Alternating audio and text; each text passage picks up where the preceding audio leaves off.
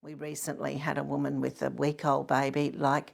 It's things that most of us would just not believe.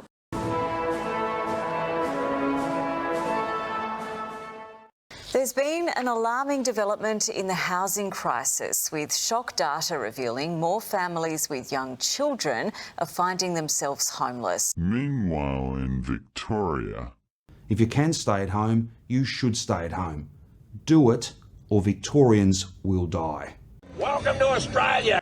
A lobby group warns the crisis will worsen until the government releases a long-term plan. They didn't have a plan then, and they don't have much of a plan now.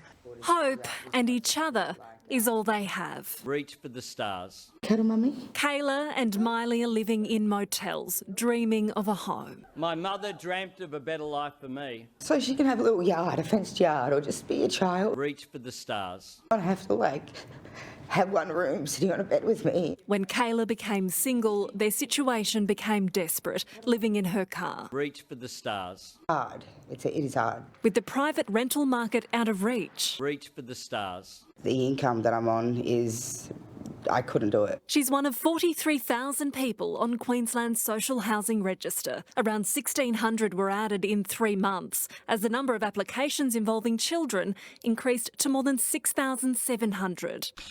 We also want to help more Australians live in their own home. We've determined a range of reforms around the theme of a better future for the Federation.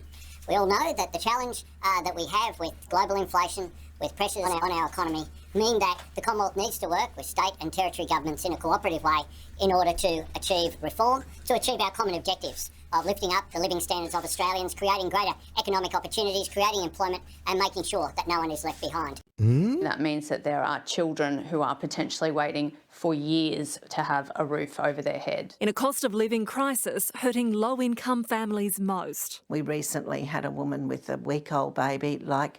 It's things that most of us would just not believe. More tents are popping up in the city, even as rent rises slow. This Forest Lake rental had 29 applications 18 months ago. Today, only 4, but the bottom end of the market is gone. The rents has gone up from 500 to 800 in last, I would say, 2 years. There are calls for the government to urgently release its long-term plan to deal with the housing crisis.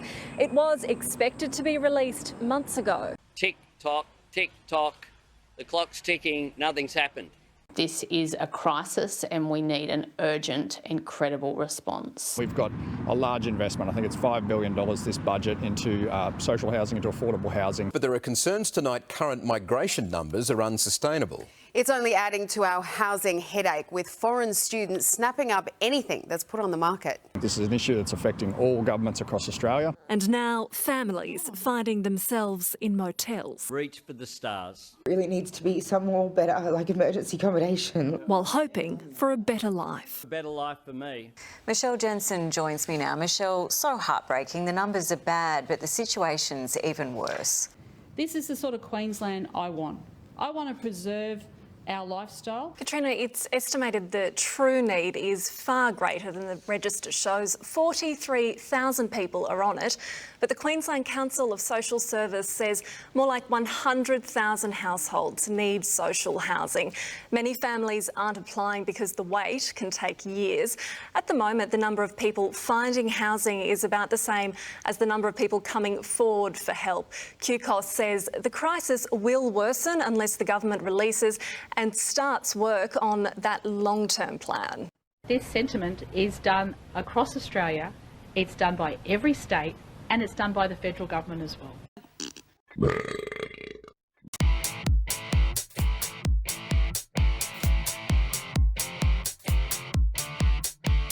I believe I'm the best person.